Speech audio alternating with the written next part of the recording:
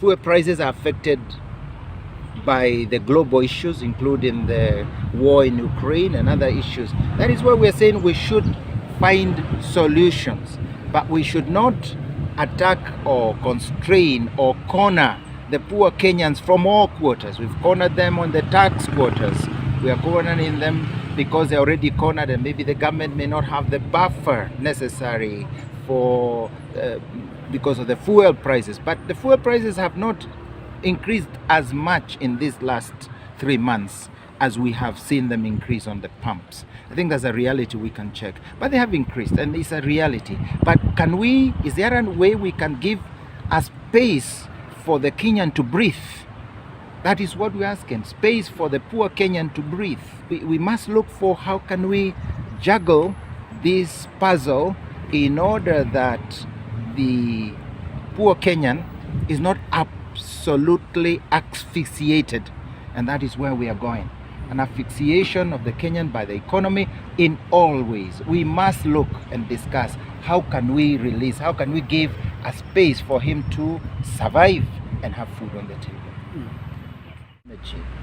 That we address the whole issue of energy and fuel and electricity. It is something that is also now affecting the issue of the cost of living. It's very unfortunate that we have witnessed the increase of the cost of fuel just yesterday. It is going to have terrible ripple effect to the traveling of our common man. All the fares are going to change. It's going to affect the prices of commodities. It's going to affect the possibilities of even reaching out in the service we are offering people. And those who are already constrained are really going to be constrained further. We need a discussion.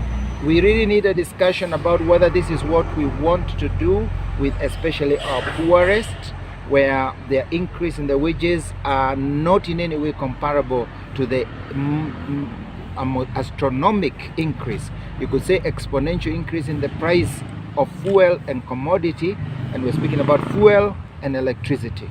If those two increase and we're not increasing what we support our people, we are actually strangling the life of our Kenyans. And it's mainly the poor who are going to suffer. Is this the line we want to follow? We want to find solutions. We want to join hands with government, with other NGOs, so as to see where we can find a solution.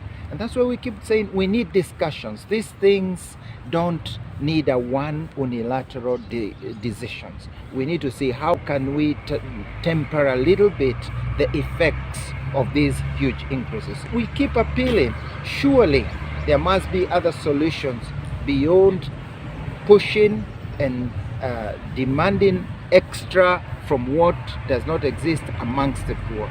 There must be ways we can cater. For example, kerosene has increased by 33 shillings. It's the poor who use kerosene. The rich don't use kerosene. Surely we could have done it a little bit differently. The plight of the poor should not be just the lip service, word, rhetoric.